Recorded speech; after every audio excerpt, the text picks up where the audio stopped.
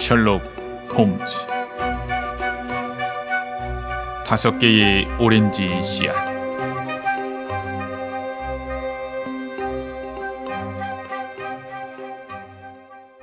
1882년부터 1890년까지 셜록 홈즈가 관여한 사건을 적어둔 내 메모와 기록을 살펴보면 기괴하고 흥미로운 사건들이 너무 많아서 어느 것을 취하고 어느 것을 버려야 할지 결정하기가 쉽지 않다.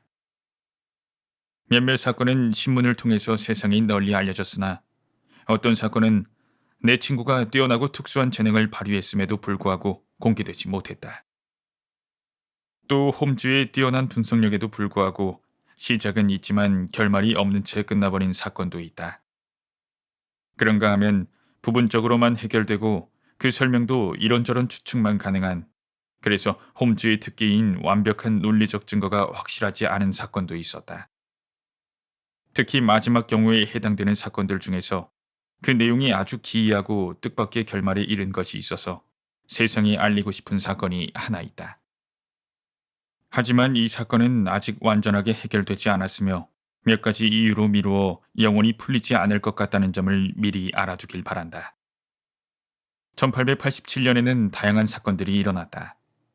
그 중에는 흥미로운 것도 있었고 그렇지 않은 것도 있었다.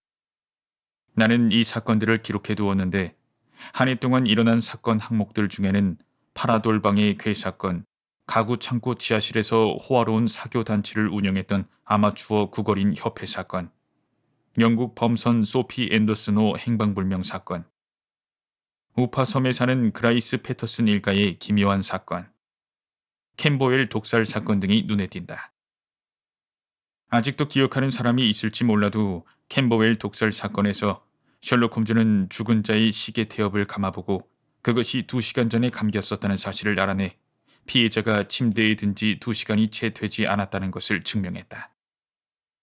그것이 이 사건을 해결하는 데 가장 결정적인 역할을 한 줄이었다.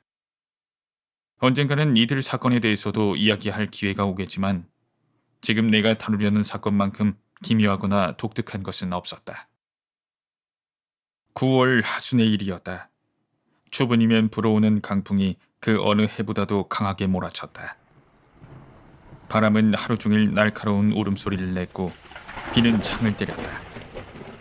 거대한 인공도시인 런던의 중심부에 살면서도 우린 한동안 일상에서 벗어나 우리의 갇힌 야수처럼 문명의 창살 사이로 인간을 향해 부러지는 대자연의 힘을 다시 한번 맛보았다. 저녁이 되자 폭풍우는 더욱 거칠어졌다. 바람이 굴뚝 안에서 어린아이처럼 울부짖기도 하고 흐느껴 울기도 했다. 셜록 홈즈는 난로 옆에 무표정하게 앉아서 자신이 참여한 범죄 기록에 색인을 달고 있었고 난 그 맞은편에 앉아서 클락 러셀이 쓴 재미있는 해양 소설에 푹 빠져 있었다. 집 밖에서 날뛰는 폭풍은 소설 내용과 하나가 되었고 비가 쏟아지는 소리는 점점 커져서 파도가 밀려오는 소리로 들렸다. 아내는 친정에 가 있었으므로 난 2-3일 전부터 베이커가의 옛집에서 생활하고 있었다. 난 고개를 들어 홈즈를 보면서 말했다. 아니, 벨 소리가 들리는군. 이런 날에 누가 찾아온 거지? 홈즈, 자네 친구가 찾아온 것 같은데. 왓슨, 내게 친구라곤 자네뿐일세. 누가 놀러온 것을 반가워하지도 않고. 그럼 의뢰인인가? 만약 그렇다면 아주 중대한 사건이겠지. 그렇지 않으면 이런 날 이런 시간에 찾아올 리가 없으니. 혹시 주인 아주머니의 친구가 아닐까? 하지만 홈즈의 추측은 빗나갔다. 복도를 걸어오는 발소리가 점점 가까워지더니 문을 두드리는 소리가 들렸다. 홈즈가 긴 팔을 뻗어 자신을 향해 있던 램프를 손님이 앉을 의자 쪽으로 돌려놓고 말했다. 들어오세요! 이제 겨우 22이 될까 말까한 젊은 남자가 들어왔다.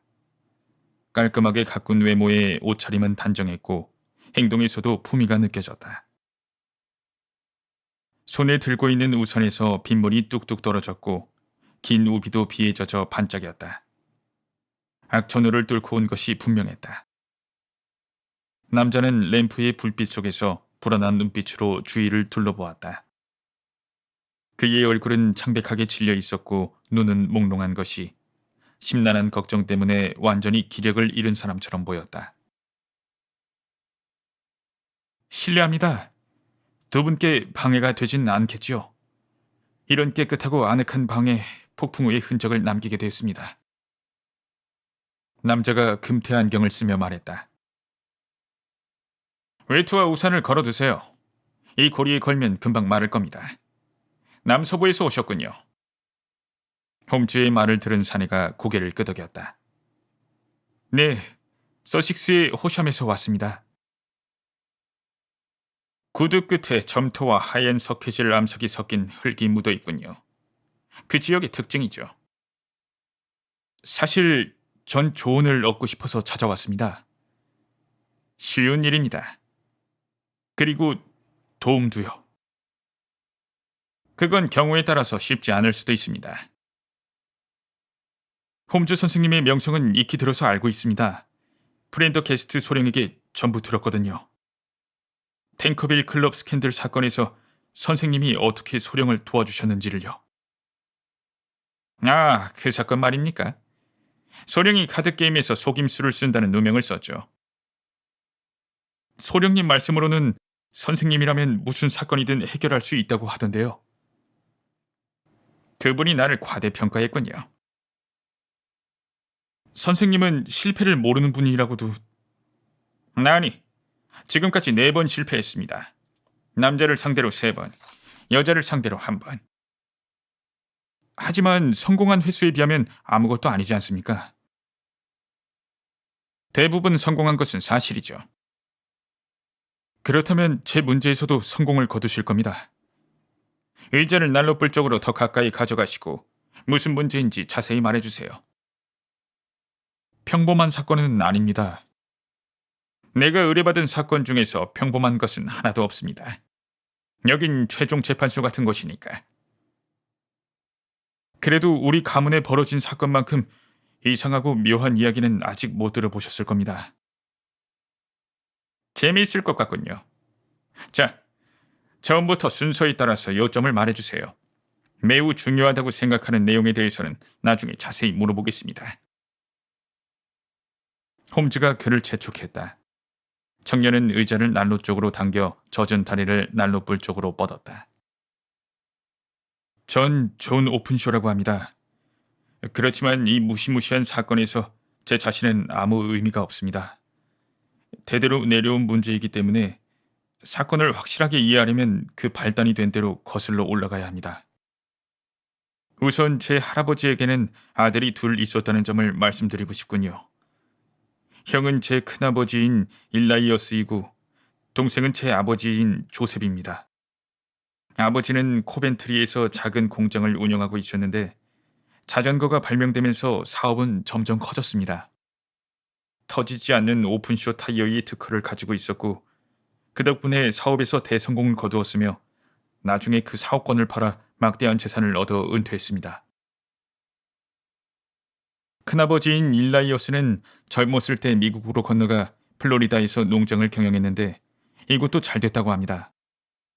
1861년부터 4년 동안 벌어진 남북전쟁 때는 남군이었던 잭슨 장군의 부대에 입대해서 싸웠고 나중에 후드 장군의 부하가 되어 대령까지 승진했습니다. 하지만 남군의 총사령관이었던 리 장군이 항복하자 다시 농장으로 돌아와 3, 4년 정도 그곳에 머물렀다고 합니다. 큰아버지는 1869년인가 1870년에 유럽으로 건너와 서식스주 호샴 가까운 곳에 땅을 조금 샀다고 들었습니다. 큰아버지가 미국에서 막대한 재산을 모았으면서도 그곳을 떠난 이유는 그분이 흑인을 싫어하는 데다 흑인에게 참정권을 준 공화당 정책이 마음에 들지 않아서였다고 합니다. 워낙 특이한 분이셨습니다.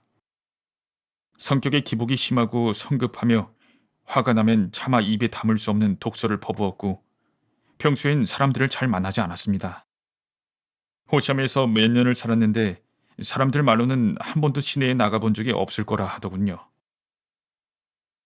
큰아버지 댁 주위에는 정원이 있고 또 목초지도 두어 개 있어서 거기서 자주 운동을 하셨지만 때로 몇 주일이고 자기 방에서 한 발짝도 나오지 않았다고 합니다. 브랜디를 물처럼 들이켜고 줄담배를 피워댔지만 사람 만나기를 싫어했고 친구도 사귀지 않았으며 심지어 자기 형제조차 만나려 하지 않았습니다. 그렇지만 저만은 싫어하지 않았을 뿐더러 오히려 좋아해 주셨습니다.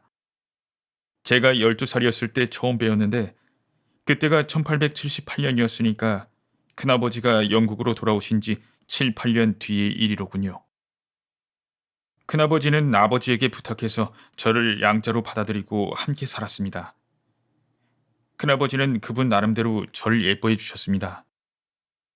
술을 마시지 않을 때면 저와 함께 주사위 놀이나 체스를 즐겼고 하인이나 드나드는 상인 앞에 저를 대리인으로 세웠습니다. 그래서 저는 16살 때부터 집안일을 처리할 수 있었습니다. 집안의 모든 열쇠를 물려받았고 방 안에 틀어박혀 있는 큰아버지를 방해하지만 않으면 어디든 마음대로 들어갈 수 있었으며 하고 싶은 일도 마음대로 할 수 있었습니다. 하지만 딱 한 가지 기묘한 금기사항이 있었습니다. 큰아버지는 다락방 중 한 곳을 늘 자물쇠를 채워두었습니다. 저뿐만 아니라 그 누구도 절대 안으로 들어가서는 안 되는 곳이었습니다. 어린 마음에 호기심을 참지 못하고 열쇠 구멍으로 안을 들여다보기도 했지만 거기에는 낡은 가방이나 꾸러미처럼 여느 다락방에나 있을 법한 물건들이 여기저기 나뒹굴고 있었습니다. 1883년 3월 어느 날 아침이었어요. 외국 우표가 붙어있는 편지 한 통이 식탁 위 대령님의 접시에 얹혀 있었습니다. 큰아버지에게 오는 편지는 거의 없었습니다. 그분은 늘 현금으로만 물건을 샀고 친구라 할 만한 사람도 없었기 때문입니다. 인도에서 왔어. 본디체리 소인이 찍혀 있는데 대체 누가 보낸 거지? 큰아버지가 편지를 집어들며 말했습니다. 서둘러 열어보니 작고 바싹 마른 오렌지 씨앗이 봉투에서 쏟아져 큰아버지의 접시 위로 흩어져 떨어졌습니다. 그것을 보고 저는 웃음을 터뜨렸는데 큰아버지의 얼굴을 보자 웃음이 싹 달아나고 말았습니다. 큰아버지의 입은 쩍 벌어져 있었으며 눈은 튀어나올 것 같았고 얼굴이 흑빛으로 변해서 손을 부들부들 떨었습니다. 그분은 봉투를 뚫어져라 쳐다보다가 비명을 지르듯 이렇게 외쳤습니다. KKK다! 아, 나도 드디어 죗값을 치를 때가 왔구나. 큰아버지 왜 그러세요? 죗값이라뇨? 죽음이다. 큰아버지는 이렇게 말하고 자기 방으로 들어가셨습니다. 혼자 남은 나는 가슴이 터질 것 같이 두근거렸습니다. 그 봉투를 살펴보니 안쪽 풀칠을 한 곳 바로 위에 빨간 잉크로 K라는 알파벳 3개가 나란히 적혀 있었습니다. 봉투 안에는 마른 씨앗 5개 말고는 아무것도 들어있지 않았고요. 큰아버지는 무엇을 그렇게 두려워했던 걸까요? 전 식탁에서 일어나 계단을 오르다가 마침 밑으로 내려오는 큰아버지와 마주쳤습니다. 그분은 다락방에 채워둔 자물쇠의 짝이 분명한 낡고 녹슨 열쇠를 손에 들고 있었고 다른 한 손에는 돈괴처럼 생긴 작은 노쇠 상자를 들고 있었습니다. 큰아버지가 욕을 퍼부으며 말했습니다. 어디 해볼 테면 해보라고. 내가 혼쭐을 내줄 테니까. 메리에게 오늘 내 방에 불을 켜놓으라고 일러다오. 그리고 호시험으로 사람을 보내 도드엔 변호사를 불러오너라. 저는 큰아버지의 말에 따랐습니다. 변호사가 오자 저도 2층에 있는 큰아버지 방으로 들어오라는 전가를 받았습니다. 난로에는 불이 활활 타올랐고 죄를 받아내는 절망에는 종이를 태운 듯한 검은재가 한 무더기 쌓여 있었습니다. 그 옆에 텅 빈 작은 옷쇠 상자가 열려 있었습니다. 저는 언뜻 그것을 보고 깜짝 놀랐습니다. 상자 뚜껑에도 봉투에서 본 것과 같은 K 3글자가 나란히 적혀 있었기 때문입니다. 큰아버지가 제게 말했습니다. 내게 부탁이 있다, 존. 내 유언장의 증인이 되어다오. 내 소유지와 집을 모두 동생, 그러니까 네 아버지에게 넘겨주려고 한다. 물론 그건 나중에 네가 돌려받을 게다. 네가 이 유산을 무사히 물려받기만 한다면 더할 나위 없이 기쁘겠지만 잘 듣거라. 만약 그렇게 할 수 없다면 그 무시무시한 적들에게 깨끗하게 넘기거라. 내게 이렇게 불확실한 재산을 물려줘서 미안하지만 일이 어떻게 될지는 나도 알 수 없구나. 부디 포드햄 씨의 말대로 이 서류에 서명해다오. 큰아버지가 가리킨 곳에 제가 서명을 하자 변호사가 그것을 가지고 돌아갔습니다. 제가 이런 일들을 얼마나 기묘하게 느꼈는지 잘 아시겠죠? 이 일을 두고 이런저런 생각을 해보았지만 도무지 영문을 알 수가 없었습니다. 희미한 공포가 마음 한구석에서 남았지만 그 일이 이뤄지고 몇 주가 지나자 불안감도 옅어졌고 일상생활을 방해하는 일은 아무것도 없었습니다. 그렇지만 큰아버지가 변했다는 사실만은 우리도 알 수 있었습니다. 예전보다 더 술을 가까이 했고 아무도 만나려 들지 않았습니다. 큰아버지는 대개 방문을 안쪽에서 잠그고 그 안에만 계셨는데 때때로 술에 취해서 미치광이 같은 모습으로 권총을 들고 밖으로 뛰어나가 정원을 돌아다니며 난 아무도 두렵지 않아. 인간이든 악마든 나를 양처럼 우리 속에 가둘 수는 없을 거다. 이렇게 외치곤 했습니다. 하지만 발작이 끝나면 큰아버지는 서둘러 방으로 돌아가 문에 빗장을 채우고 자물쇠를 잠갔는데 마음 깊은 곳에 있는 공포를 더 이상 모르는 척 할 수 없는 사람의 모습이었습니다. 그럴 때면 아무리 추운 날이라도 큰아버지의 얼굴은 막 세수를 마친 사람처럼 땀으로 뒤범벅이 되어 번쩍번쩍 빛나고 있었습니다. 선생님, 이제 곧 끝나니 조금만 더 참아주십시오. 어느 날 밤의 일이었습니다. 그날도 큰아버지는 술에 취해서 미치광이 같은 모습으로 집 밖으로 뛰어나갔고 영영 돌아오지 않았습니다. 전 큰아버지를 찾아 나섰는데 그분은 정원 구석에 있는 핵함이 떠있는 작은 연못에 얼굴을 처박고 있었습니다. 폭행을 당한 흔적은 없었고 물의 깊이도 60cm에 불과했습니다. 이에 대해서 배심원들은 큰아버지의 평소 괴팍한 행동을 근거로 삼아 자살이라고 판결했습니다. 하지만 전 큰아버지가 얼마나 죽음을 두려워했고 또 무서워했는지 잘 알고 있기 때문에 도저히 자살이라고 믿을 수가 없습니다.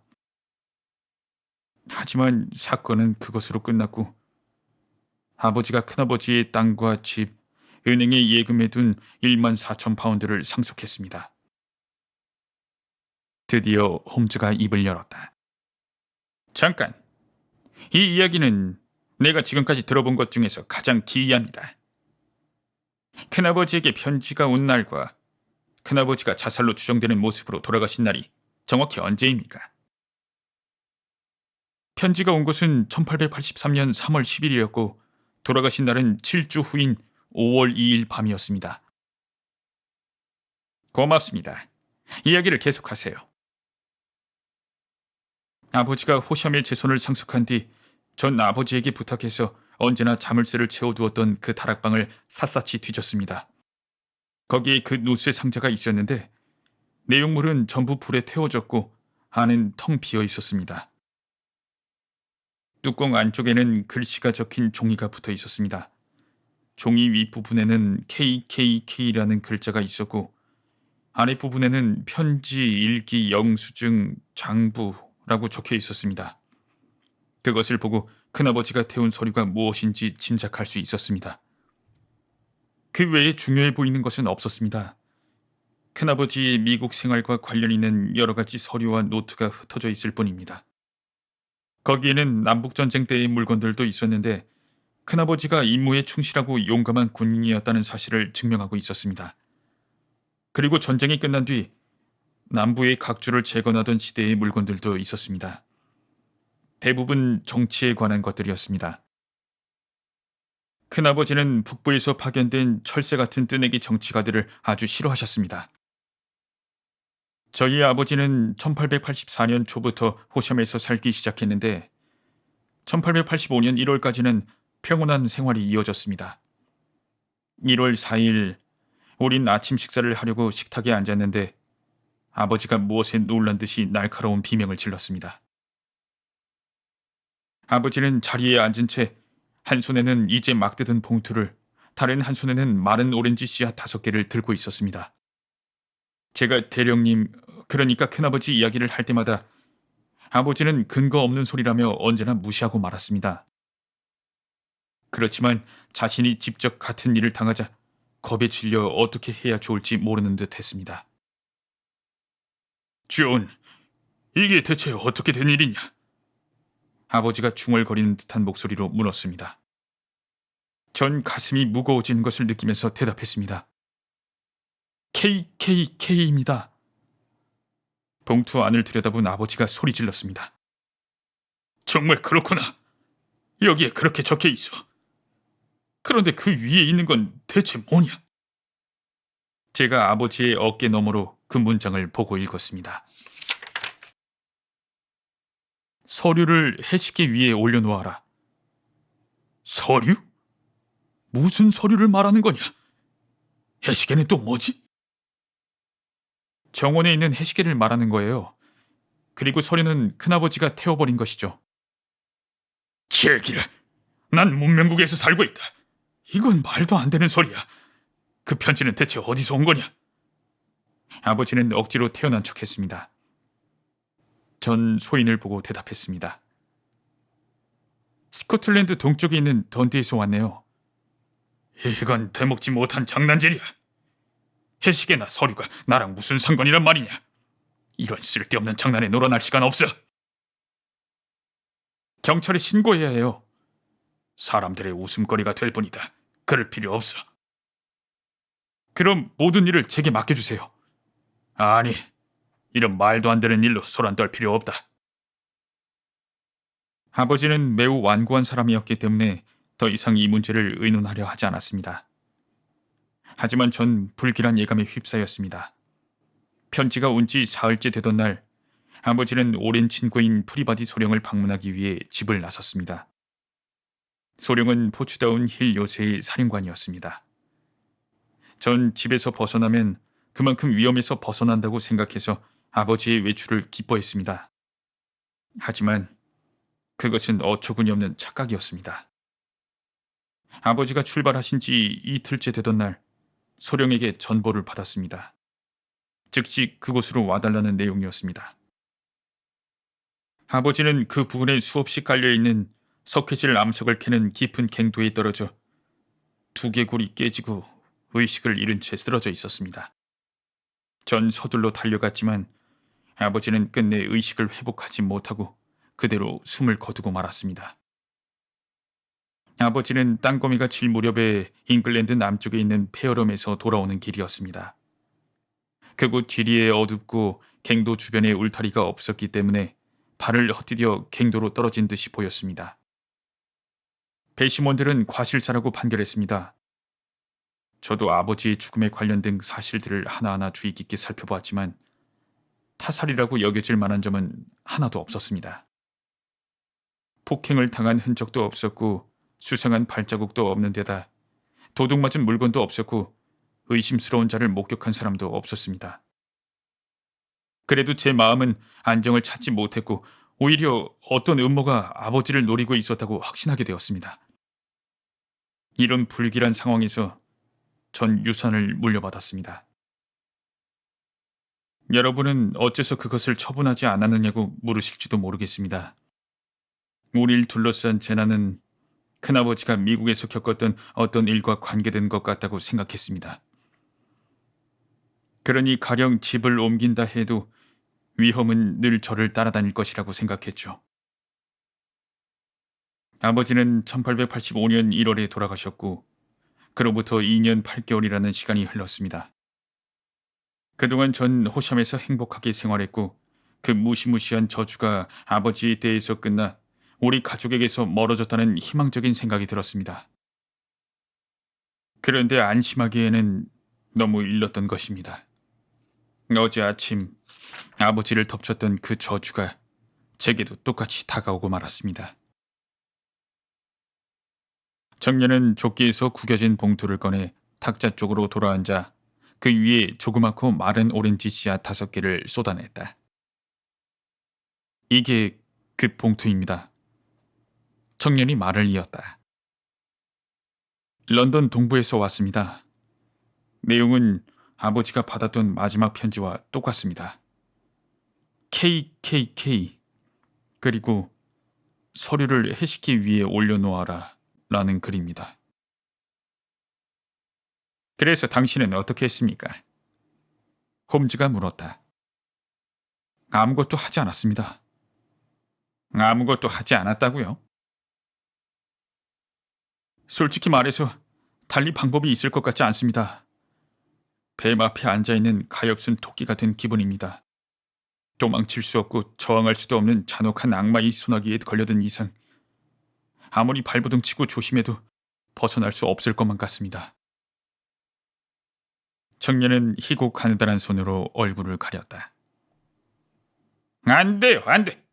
먼저 손을 쓰지 않으면 당하고 말아요. 마음을 굳게 먹어야 빠져나올 수 있어요. 절망에 빠져 있을 때가 아닙니다. 셜록 홈즈가 외쳤다. 경찰서에도 가보았습니다. 하지만 경찰은 제 말을 듣고 웃기만 하더군요. 경찰은 편지는 단순한 장난이고 큰아버지와 아버지의 죽음도 그저 과실일 뿐 배시몬의 말대로 경고를 보낸 편지와 관계없다고 생각하는 것이 분명했습니다. 그 말을 들은 홈즈는 불끈 쥔 주먹을 흔들며 말했다. 어리석기 짝이 없는 녀석들이군. 그래도 경찰을 한 명 붙여주었습니다. 저와 함께 집에 있을 겁니다. 오늘 밤에도 같이 왔습니까? 아니요. 그 경찰의 임무는 저와 함께 집에 있는 거니까요. 홈즈가 다시 주먹을 흔들어대며 외쳤다. 당신은 나한테 올 게 아니었어요. 아니 그것보다도 왜 곧바로 여기로 오지 않았습니까? 몰랐습니다.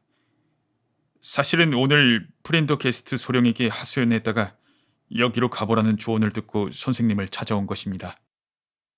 편지를 받은 지 벌써 이틀이 지났어요. 우린 진작 행동했어야 합니다. 지금 말한 것 말고 도움이 될 만한 다른 자료는 없습니까? 아주 사소한 것이라도 좋아요. 하나 있습니다. 존 오픈쇼가 말했다. 그리고 상의 주머니를 뒤적이더니 빛바랜 푸른 종이 한 장을 꺼내 탁자 위에 올려놓았다. 큰아버지가 서류를 태우던 날 재에서 타다 남은 작은 조각을 보았는데 제 기억이 틀림없다면 그 색깔이 이것과 같았습니다. 이 종이는 큰아버지의 방바닥에 떨어져 있었는데 아마 서류를 태울 때 떨어뜨린 것 같습니다. 오렌지 씨앗에 관한 내용이 적혀 있다는 것을 빼면 별 도움이 될지 모르겠습니다. 이건 큰아버지가 쓴 일기의 한 페이지인 듯합니다. 틀림없이 큰아버지의 필체입니다. 홈즈가 램프를 움직였고 나도 함께 머리를 맞대고 그 종이를 살펴보았다. 한쪽 끝이 울퉁불퉁한 것으로 봐서 수첩에서 찢어낸 것이었다. 가장 윗부분에 1869년 3월이라는 날짜가 적혀 있었고 그 밑으로 다음과 같은 알 수 없는 문장이 쓰여 있었다. 4일 허드슨 옴 똑같은 낡은 주장. 7일 세인트 오거스틴의 맥컬리, 파라모어, 존 스웨인에게 오렌지 씨앗을 보냄. 9일 맥컬리 떠남. 10일 존 스웨인 떠남. 12일 파라모어를 찾아감. 모든 일이 순조로움. 홈즈는 종이를 접어 손님에게 건네주며 말했다. 고맙습니다. 더 이상 한시도 헛되이 보낼 수 없어요. 지금은 당신이 들려준 이야기를 논의할 시간도 없습니다. 당신은 지금 당장 집으로 돌아가서 행동을 시작해야 합니다. 어떻게 하면 되겠습니까? 할 수 있는 일은 딱 한 가지밖에 없습니다. 곧바로 행동으로 옮겨야 합니다.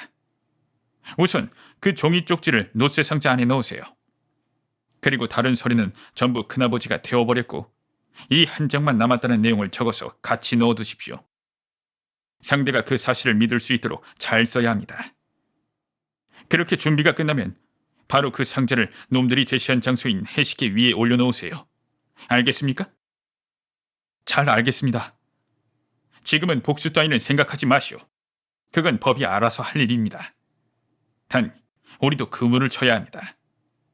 상대방이 이미 그물을 다 쳐두었으니까요.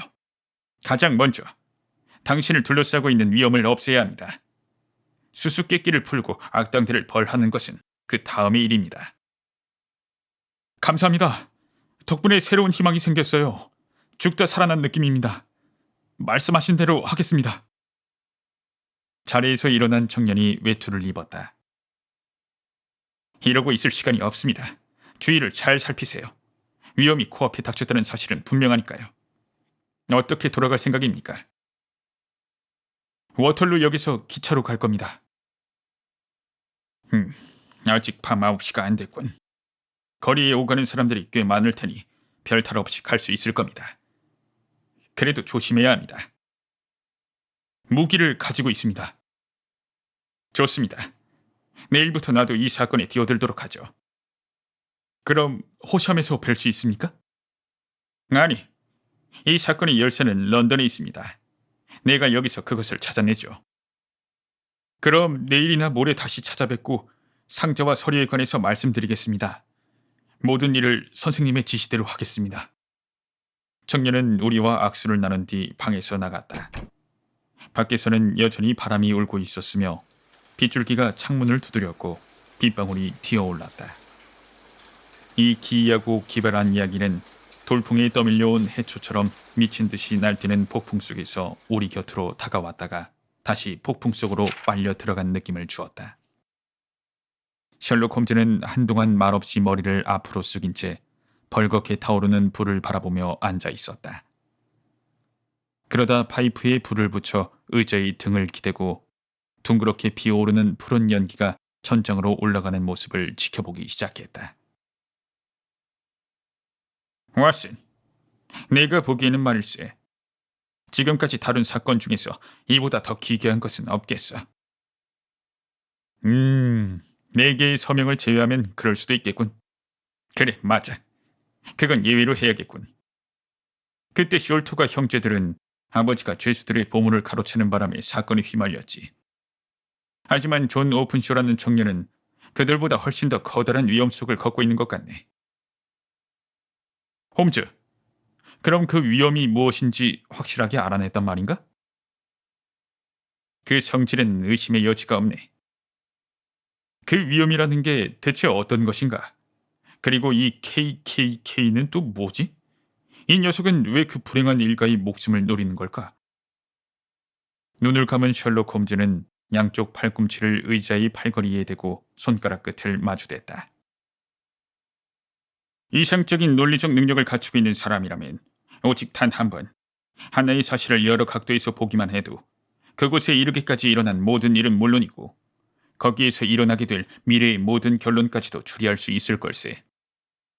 비교 해부학의 권위자인 퀴비에가 단 하나의 뼈를 살펴보고 그 동물의 전체 모습을 정확하게 그려냈듯이 쭉 일어난 사건들 중에서 하나의 고리를 완전히 이해한 관찰자라면 그 앞뒤로 이어져 있는 고리에 대해서도 정확하게 이야기할 수 있을 걸세.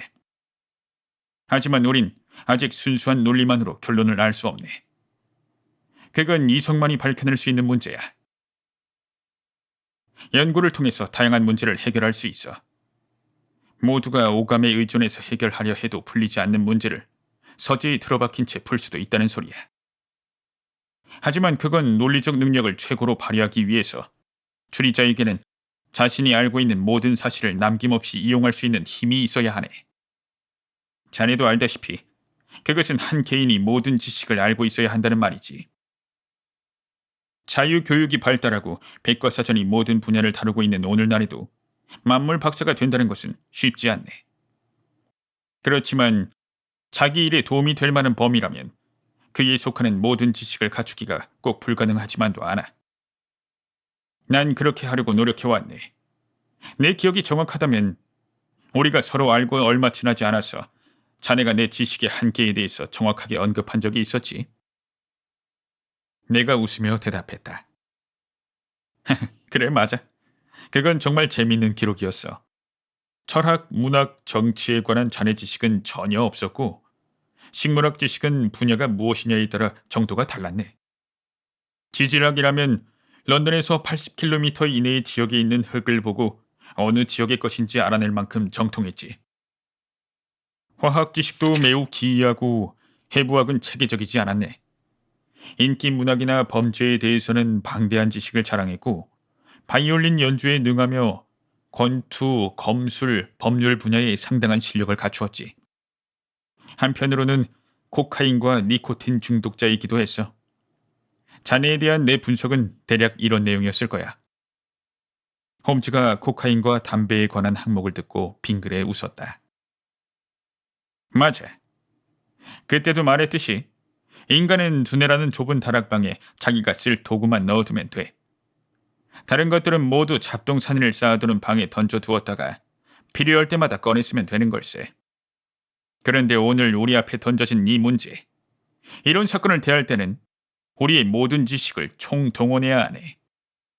미안하지만 자네 옆에 있는 책꽂이에서 K 항목이 실려있는 미국 백과사전을 뽑아주지 않겠나? 고맙네. 우선 상황을 정확히 파악하고 나서 어떤 추론을 이끌어낼 수 있을지 한번 따져보세. 우선 청년의 큰아버지인 오픈쇼 대령은 어떤 중대한 이유 때문에 미국을 떠났을 거야. 아주 유력한 추정이지. 그것을 바탕으로 해서 시작해보세. 그 정도 나이가 들면 대부분의 남자들은 웬만하면 자기 생활을 바꾸려 들지 않을 테고 쾌적한 기후의 플로리다 생활과 외로운 영국 시골 생활을 맞바꿀 리도 없네. 그러니 대령이 영국에서의 고독한 삶을 고집했던 것은 누군가를 혹은 무엇인가를 매우 두려워했기 때문일 걸세. 그 공포의 정체가 과연 무엇이었을까? 그것은 대령과 그 상속인들이 받은 무시무시한 편지로 추리할 수밖에 없네. 자네, 그 편지의 소인을 유심히 살펴보았나? 첫 번째 편지는 인도의 폰디체리, 두 번째 편지는 스코틀랜드의 던디, 세 번째 편지는 런던이었네. 런던의 동부였지. 이 사실을 놓고 자넨 어떤 추론을 내리겠나? 모두 항구가 있는 곳일세. 편지를 보낸 녀석은 배에 타고 있었어. 훌륭한 분석이야. 이렇게 해서 단서 하나를 잡은 셈이지. 배에 타고 있는 사람이 이 편지를 쓴 거야. 분명해. 그리고 한 가지 사실을 더 생각해 볼 수 있네. 폰디체리에서 협박장을 보냈을 때는 범행에 옮길 때까지 7주가 걸렸네. 던디에서 보냈을 때는 3, 4일밖에 걸리지 않았고. 뭔가 떠오르는 게 없나? 호샴으로 가는데 시간이 걸린 거겠지. 편지도 멀리서 오지 않았나? 그렇군. 난 더 이상 모르겠네. 적어도 협박한 녀석이나 그 동료가 탄 배가 바람으로 움직이는 범선이라는 추리는 가능할 걸세. 녀석들은 언제나 사명감에 불타야 출발하기 직전에 이 기묘한 경고나 신호를 보냈을 거야. 던디에서 편지를 보냈을 때는 곧바로 범행을 저질렀네. 만약 녀석들이 증기기관을 이용하는 기선을 타고 본디체리에서 왔다면 그 편지와 거의 동시에 도착했을 거야. 하지만 실제로는 편지보다 7주나 늦었네. 이 7주라는 시간은 편지를 운반한 우편선과 편지를 보낸 사람들이 탄 범선의 속도 차이를 말해준다고 생각하네. 그럴 수도 있겠군. 그럴 수도 있는 게 아니라 틀림없어. 자, 이제 자네도 내가 새로운 사건이 바로 코앞에 닥쳤다고 생각한 이유, 그리고 오픈쇼 청년에게 자꾸만 주의를 거듭하라고 당부했던 이유를 알 수 있겠지? 그 무시무시한 범죄는 언제나 편지를 보낸 사람이 배를 타고 이동하는 데 필요한 시간이 흐른 다음에 일어났네.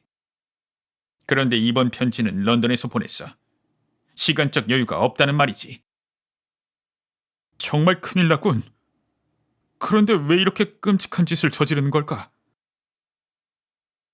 오픈쇼 대령이 가지고 있던 서류는 범선에 타고 있는 녀석들의 목숨을 좌지우지할 만큼 중요했을 거야. 범인은 한 명이 아닐 걸세. 혼자서 배심원들의 눈을 완벽하게 속여가며 둘이나 죽이는 것은 쉬운 일이 아니니까. 책략에 뛰어나고 결단력이 있는 민첩한 녀석들이 범행을 도왔을 거야. 놈들은 서류를 누가 가지고 있든 그것을 손에 넣을 생각일 걸세. 그러니까 KKK라는 글자는 한 사람의 이름이 아니라 어떤 결사대를 뜻하는 부호라고 생각하는 게 옳아. 결사대라니. 이보게 왓슨. 자네 혹시 쿠클럭스 클랜이라는 이름을 들어본 적이 있나? 셜록 홈즈가 내 앞으로 바짝 다가와 목소리를 낮추고 말했다. 아니, 전혀. 내 대답을 듣고 홈즈는 무릎 위에 올려놓았던 백과사전을 넘기기 시작했다.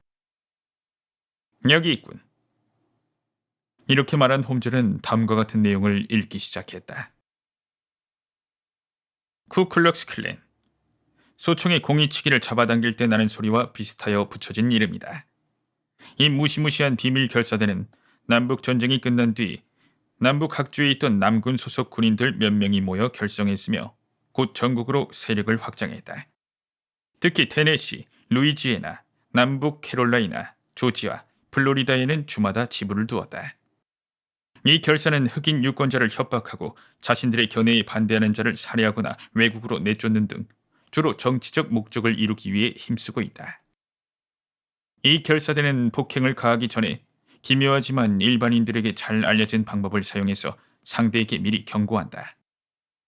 어떤 지역에서는 떡갈나무 가지를, 어떤 지역에서는 멜론 씨앗이나 오렌지 씨앗을 보내는 것이다. 이 경고를 받은 사람은 자신의 주장을 벌이겠다고 대중 앞에서 선언하거나 국내에서 도망쳐야 한다. 만약 경고를 받고도 뜻을 굽히지 않고 자신의 주장을 펼치면 결국엔 생각지도 못했던 이상한 재난에 휩싸여 죽게 된다. 이 조직엔 빈틈이 없고 그 방법이 매우 체계적이어서 경고를 무시하고 살아남은 자는 단 한 명도 없다. 게다가 살인이 일어나더라도 범인이 잡혔다는 기록은 한 줄도 남아있지 않다. 미국 정부와 남부 상류 계급의 노력에도 불구하고 이 결사대는 수년 동안이나 맹위를 떨쳤다. 1869년에 이르러 이 조직은 갑자기 무너졌지만 그 뒤에도 이러한 사건은 산발적으로 발생하고 있다. 홈즈가 책을 내려놓으며 말했다. 자네도 눈치챘겠지만 이 비밀 결사가 무너진 시기에 오픈쇼 대령은 서류를 들고 미국을 떠났네. 이 두 가지는 원인과 결과라고 생각해도 좋을 거야. 그렇다면 오픈쇼 대령과 그 가족이 끈질기게 KKK의 표적이 되고 있다고 해도 이상하지 않네. 그 장부와 일기가 남부의 유력자들과 관계에 있으며 그것이 발견될 때까지는 두 다리 쭉 뻗고 잘 수 없는 사람들이 여럿 있다는 사실을 알 수 있겠지. 그렇다면 조금 전에 우리들이 봤던 그 종이 쪽지는 우리가 생각한 대로겠지. 내 기억이 정확하다면 거기에 적혀있던 내용은 A, B, C에게 씨앗을 보냈다. 즉, 세 사람에게 결사대에 경고를 보냈다는 것이었어. 뒤이어 A와 B가 떠났네. 외국으로 떠났다는 소리겠지. 그리고 C를 방문했네. 아마 C는 처참한 최후를 맞이했을 거야. 왓슨 박사, 우리가 이 어둠 속에 빛을 비출 수 있을 것 같네.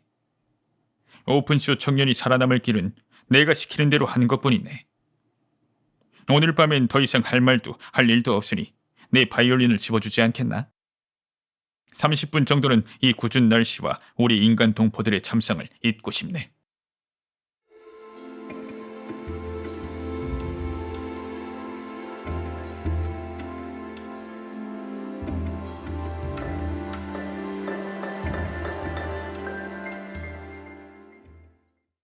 이튿날 아침엔 날이 활짝 깨었다.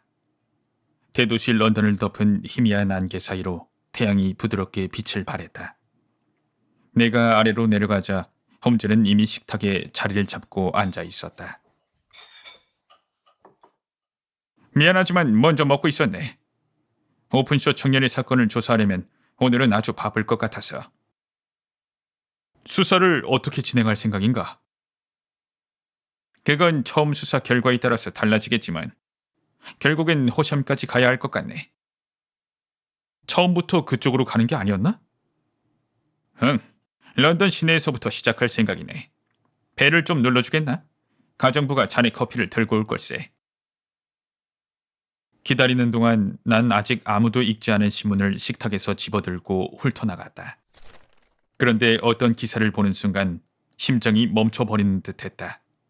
내가 외쳤다. 홈즈! 이미 늦었네! 홈즈가 커피잔을 내려놓았다. 뭐라고? 걱정하던 일이 벌어졌단 말인가? 그래, 어떻게 당했나? 오픈쇼라는 이름과 워털루 다리 부근에 참사라는 글이 눈에 띄었네. 기사를 읽어보겠네. 어젯밤 9시에서 10시 사이에 H서의 쿡 순경이 워털루 다리 부근을 순회하던 중 살려달라는 비명과 함께 무엇인가가 물에 빠지는 소리를 들었다. 몇몇 행인들이 협력했지만 칠흑같이 어두운 밤인데다 쏟아지는 폭풍우 탓에 그를 구할 수는 없었다. 곧바로 수상경찰서에 연락하여 그들의 도움으로 간신히 시체를 찾아낼 수 있었다. 주머니 속에서 발견된 봉투에 적힌 이름을 통해 숨진 사람은 호샴 부근에 살고 있는 존 오픈쇼라는 청년임이 밝혀졌다. 워털루역에서 막차를 탈 생각으로 서두르다가 어둠 속에서 길을 잘못 들었고 기선이 정박하는 작은 선창에서 발을 헛디뎌 사고를 당한 것으로 추정된다. 시체에 폭행당한 흔적이 없는 점으로 미루어 보아 불행하게도 사고로 목숨을 잃은 것이 분명하다. 이 사건을 계기로 당국은 선창의 안전 문제에 대해서 더욱 주의를 기울여야 할 것이다. 우린 한동안 말없이 앉아 있었다. 그렇게 풀죽은 홈즈의 모습을 본 적이 없었다. 내 자존심에 커다란 상처를 입었네, 왓슨. 물론 하찮은 개인적 감정이지만 내 자존심은 완전히 짓뭉개졌네. 이 사건은 이제 내 문제가 되었네. 내가 살아있는 한 결코 포기하지 않고 그 폭력배들을 뒤쫓을 걸세. 날 찾아와 도움을 요청한 사람을 사지로 내몰다니. 홈즈는 자리에서 벌떡 일어나 흥분을 가라앉히지 못하고 방 안을 서성이면서 길고 가느다라며 섬세한 손가락을 쥐었다 폈다 했다. 창백한 얼굴은 붉게 물들인 채 이렇게 외쳤다. 교활하기 짝이 없는 악당 녀석들! 대체 어떻게 그 청년을 그곳으로 불러들였을까? 템스 강변은 여기에서 역으로 직접 가는 길이 아니란 말이지. 아무리 날씨가 거친 밤이었다고 해도 다리 위에서는 지나다니는 사람이 많아서 행동하기에 적합하지 않아. 그러니 그를 강변으로 유인한 거겠지. 좋았어, 왓슨. 마지막에 누가 이기는지 끝까지 지켜보기나. 나갔다 오겠네. 경찰서에 가나? 아니, 이제 내가 곧 경찰일세. 내가 그 문을 쳐주면 경찰도 파리 정도는 잡을 수 있겠지만 그 전까지는 아무것도 잡지 못할 걸세. 그날 나는 내 본업인 의사의 직무를 충실히 마치고 저녁 늦게 베이커가로 돌아갔다. 셜록 홈즈는 아직 돌아오지 않았다.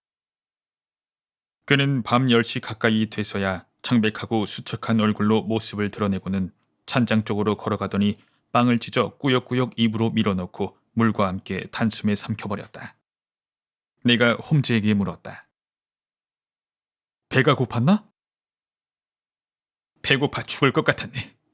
끼니를 때우는 걸 잊었거든. 아침만 먹고 나서 아무것도 안 먹었네.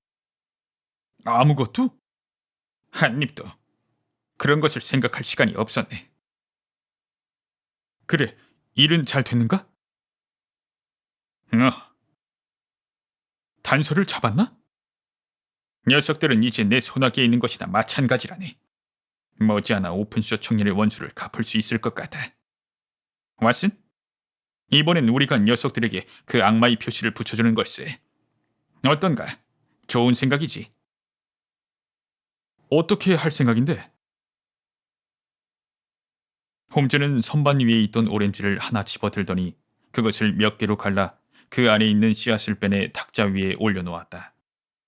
그 중에서 5개를 집어 봉투에 넣고는 안쪽 풀칠한 곳에 J.O.를 위하여 S.H가 라고 적었다. 그리고 봉투를 봉한 뒤 겉에 미국 조지아주 서베너항 범선 론스타호 선장 제임스 켈 하운 기아라고 받는 사람의 이름을 썼다. 그리고는 껄껄 웃었다. 이 편지가 먼저 도착해서 선장이 항구에 들어오기를 기다리고 있을 걸세. 그러면 선장은 밤에 잠도 자지 못할 거야. 오픈쇼 대령처럼 녀석도 이 편지가 끔찍한 운명을 예고한다고 생각하겠지. 그 캐라운 선장이 어떤 자인가? 폭력배들의 우두머리지. 다른 녀석들도 잡아들일 생각이지만 우선은 두목 먼저 잡아들일 거야. 어떻게 찾아낸 건가? 홈즈는 주머니에서 커다란 종이를 한 장 꺼냈다. 거기엔 날짜와 배의 이름이 가득 적혀 있었다. 하루 종일 로이드 해상보험협회의 선박 연감과 지난 신문처를 뒤적여 1883년 1월부터 2월까지 본디체리 항에 기항한 배들의 다음 항해지를 조사해봤다네. 그 2달 동안 본디체리 항에 기항한 배들 중 돈수가 큰 것은 총 36척이었네. 그 중에서 론스타호라는 이름이 내 시선을 끌었네. 그 배는 런던에서 출항한 것으로 적혀 있었지만 그 이름은 미국 어떤 주의 별명이기도 했으니까. 텍사스 주의 별명일 걸세. 어느 주인지는 확실히 모르겠어. 하지만 이 배가 틀림없이 미국 국적의 배라는 사실을 알 수 있었네. 그리고 던디항의 기록도 살펴봤지. 거기서 범선 론스타호가 1885년 1월에 기항했다는 사실과 내 추리가 정확했다는 사실을 알았네. 그 다음엔 지금 런던항에 정박하고 있는 배를 조사했어. 결과는 어땠나? 지난주에 그 론스타호가 입항했더군. 난 엘버트 독으로 가보았네. 거기서 이 배가 오늘 아침에 썰물을 타고 템스강을 따라 내려가 서베너로 출항했다는 사실을 알아냈네. 바로 잉글랜드 동남부 항구 도시인 그레이브샌드로 전보를 쳤는데 조금 전에 론스타호가 그곳을 통과했다는 답장이 왔네. 동풍이 불고 있으니 지금쯤은 동남 해안의 먼 바다인 굿원을 지나 화이트섬 근처에 있을 거야. 이제 어쩔 생각인가? 이미 녀석들을 잡은 것이나 다름없네. 내가 알아본 바에 따르면 선장과 2 항해사만 미국인이고 나머지 승무원은 전부 핀란드와 독일 사람들이야. 그리고 이건 항구 인부들에게서 들었는데 어제 상륙한 사람은 선장과 2 항해사뿐이라더군. 그 범선이 서베너에 도착하면 이 편지가 우편선을 타고 먼저 가서 녀석들을 기다리고 있을 걸세. 그리고 해저 전신으로 서베너의 경찰들에게 보낸 전신이 이미 도착해 있을 거야. 그 3 녀석을 살인사건의 용의자로 영국에 넘겨주기 바란다는 내용이었지. 하지만 인간이 최선을 다해 계획을 세운다 하더라도 어딘가에는 반드시 빈틈이 있기 마련이다.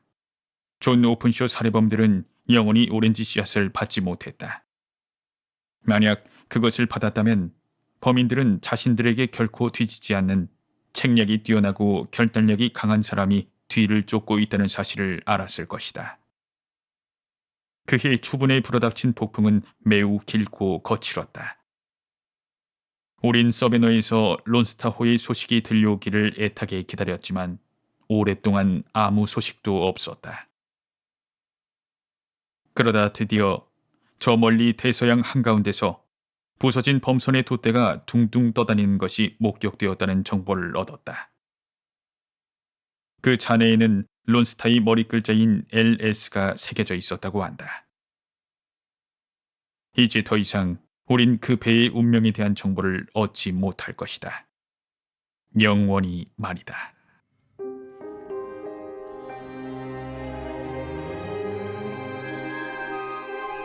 다섯 개의 오렌지 씨앗.